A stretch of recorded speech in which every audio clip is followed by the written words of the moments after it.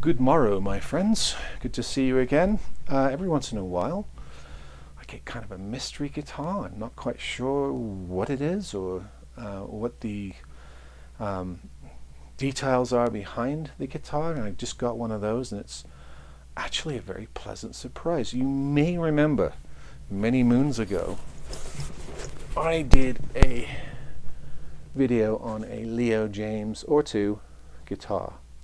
Those guitars disappeared. They were very decent, solid top dreadnoughts, if you remember, with Rosewood back and sides, going really cheap.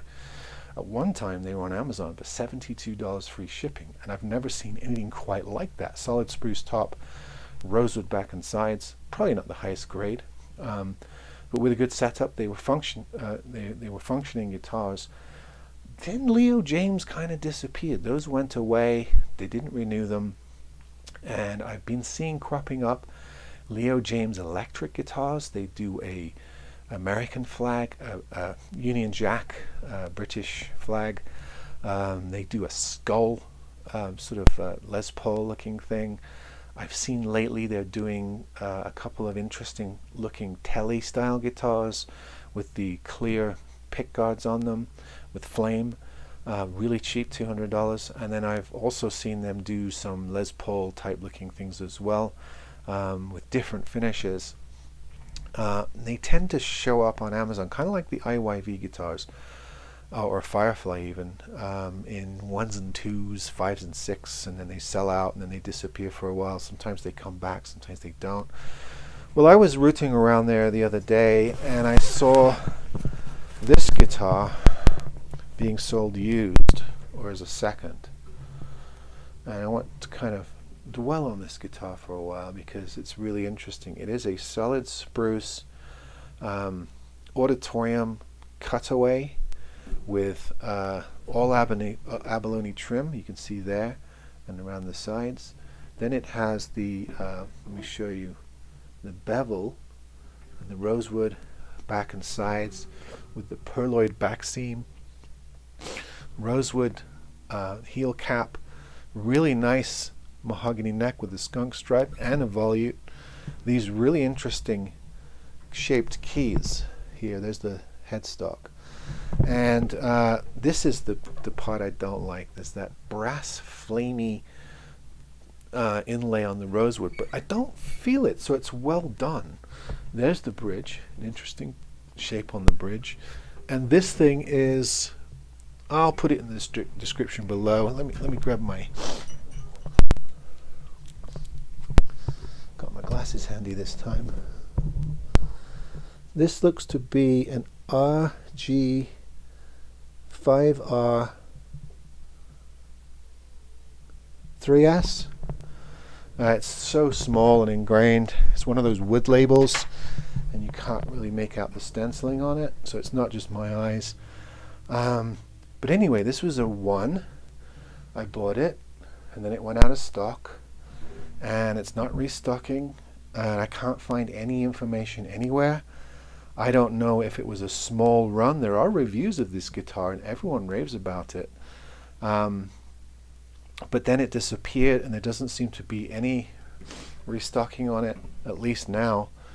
And you can't even find any, you can't even Google it. There's just nothing out there about this guitar. So it's kind of a mystery whether it was a one-off or a very small group of prototypes made by whoever Leo Jaymz is, what his company is. The back is laminate. I've been in with lights, and it is, the grain is different from the back, but it's very nice.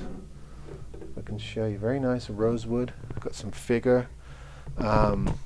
It's actually much better made than those other Leo Jaymz guitars, and even the electrics that I've seen. I mean, this is an exquisite rosewood faced headstock, and those keys, it's hard to describe. They're not flat keys, they're sort of shaped, fluted, flumed, whatever the word is.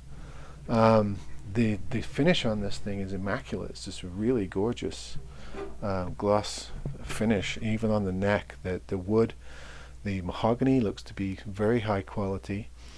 Yeah, not quite sure where this came from, or if you can even get this guitar. And even better, it came with a really high quality padded gig bag with a neck brace in it. Now I got this guitar for just over 200, and I imagine, since this was sold as a used blem, and I can't find any blem issues at all, I imagine this has to, when they were selling this guitar, it has to sell for at least $400 or $500. I can't see it being any cheaper than that.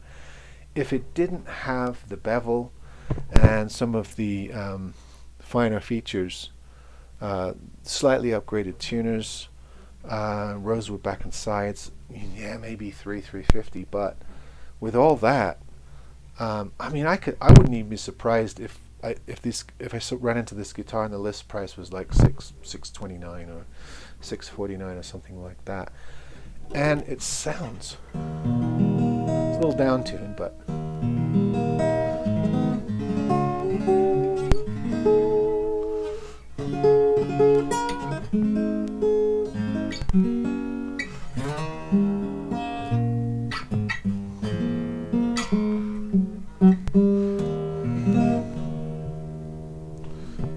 it's got some bottom end to it.